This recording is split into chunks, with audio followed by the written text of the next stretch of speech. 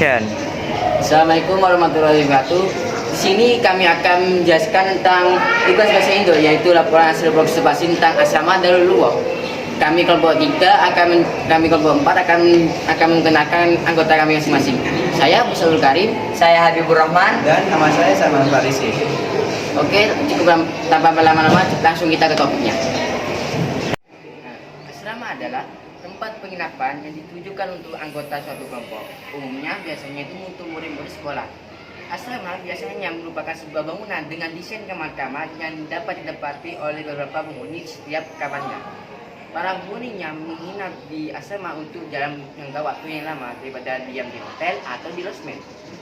Alasan untuk memilih menghuni sebuah asrama bisa berupa tempat tinggalnya sang penghuni yang terlalu jauh atau biayanya terbilang lebih murah dibandingkan bentuk penginapan yang lainnya, contohnya apartemen. Selain untuk menampung murid-murid, asrama juga sering ditempati oleh peserta suatu pesta olahraga. Banyaknya sekolah dan perguruan tinggi di Indonesia yang memiliki asrama.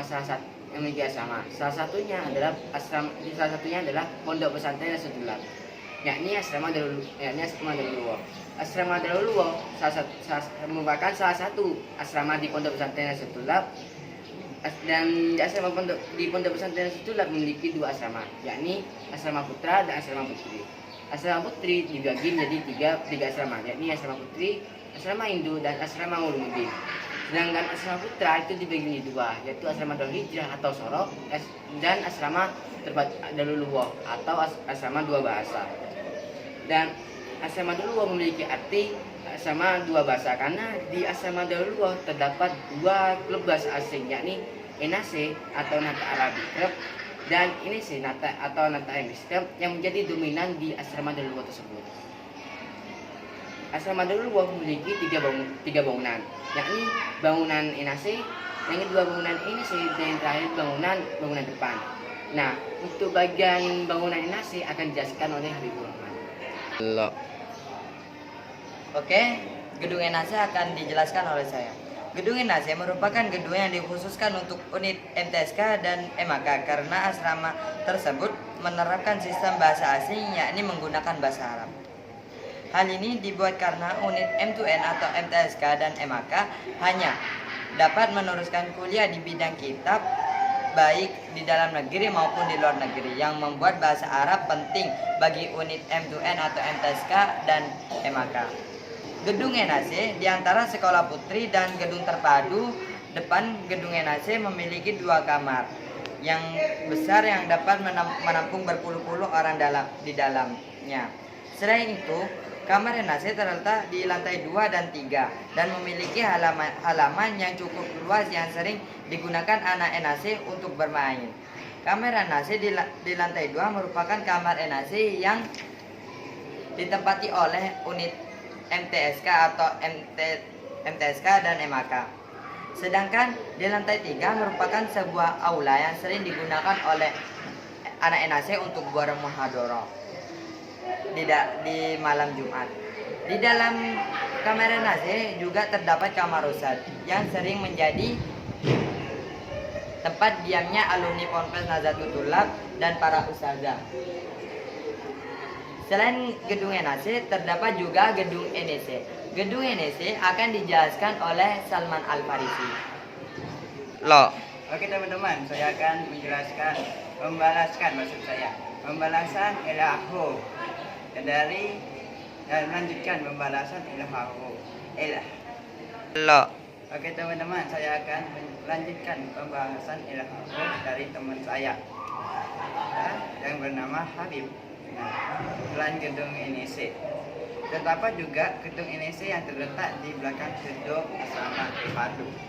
Nah, gedung NEC memiliki 1 kamar yang luas seperti halnya di kamar NAC.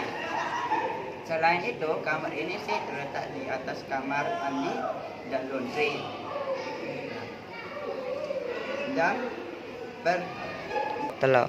dan berdekatan dengan jembatan yang hubungan ke asrama Darul Hijrah atau Sorok. Hal ini membuat asrama NEC sering dilewati santri pondok karena lokasinya yang strategis. Di dalam kamar NEC Penataan letak lemari dan barangnya sangat rapi dan bersih, tidak hanya seperti kamar NAC. Selain hal itu, terdapat juga kamar ustaz yang sering ditempati oleh ustaz dan alumni sebelumnya. Tidak hanya kamar saja, teras kamar NAC juga luas yang menjadi tempat nongkrong anak NAC dan tempat belajar bahasa Inggris dan kursus. Dan selanjutnya akan melanjutkan pembalasan Israel. Lo, Dulu 5 sih. lo. Saya akan menjelaskan tentang asrama dan menjelaskan tentang tempat depan. Gedung tempat depan memiliki 2 lantai, yaitu lantai pertama ditempati oleh gedung CTP dan sedangkan lantai 2 ditempati oleh CTA. Dan letak tempat depan itu terletak di depan NAC dan di sebelahnya NAC. Nah, tidak hanya itu, gedung tempat depan itu memiliki dua kamar ustaz, yakni satu kamarnya terletak di lantai pertama dan satunya terletak di lantai 2. Asrama Darul memiliki 2 halaman dan 1 lapangan, yakni halaman depan dan halaman depannya belakang yang sering menjadi tempat bermainnya anak-anak Darul dan menjadi tempatnya muhadharah pada malam Jumat. Dan itu terdapat juga lapangannya sering menjadi tempat bermain atau nongkrongnya anak-anak yang tempat di depan dan gedung IDC. Biasanya sering dipakai untuk bermain sepak bola, voli dan lain sebagainya. Dan bukan hanya itu saja, di asrama Darul Luwa terdapat 2 kamar mandi. Yang pertama terletak di bawah NAC, yang kedua terletak di belakang gedung depan. Kehidupan asrama atau dikenal juga dengan istilah boarding school adalah pengalaman yang tidak duanya bagi siswa sekolah. Kehidupan asrama menyediakan tempat tinggal yang jauh dari rumah, menjadikan tempat bagi santri untuk hidup dalam kehidupan dan tumbuh menjadi pribadi mandiri. Tinggal di asrama memiliki keuntungan sendiri dan ada banyak hal yang bisa didapatkan dari komunitas yang ada di asrama. Tempat kita diam di asrama adalah yang pertama meningkatkan hasil akademik, karena tinggal di asrama dapat meningkatkan kinerja akademik siswa. Yang kedua, pengembangan karakter dan kepribadian. Yang ketiga, pemimpinan dan pendampingan. Dan yang keempat, melatih dan keahlian khusus. Dan yang terakhir, pengembangan keterampilan sosial melalui keterlibatan dalam suatu komunitas. Santri yang tinggal di asrama memiliki lebih banyak waktu belajar secara mandiri atau dalam kelompok dan lebih sedikit diistirahat dan dapat mendorong untuk saling membantu satu sama lain. Action. Oke, cukup sekian laporan hasil observasi dari kami. Assalamualaikum warahmatullahi wabarakatuh.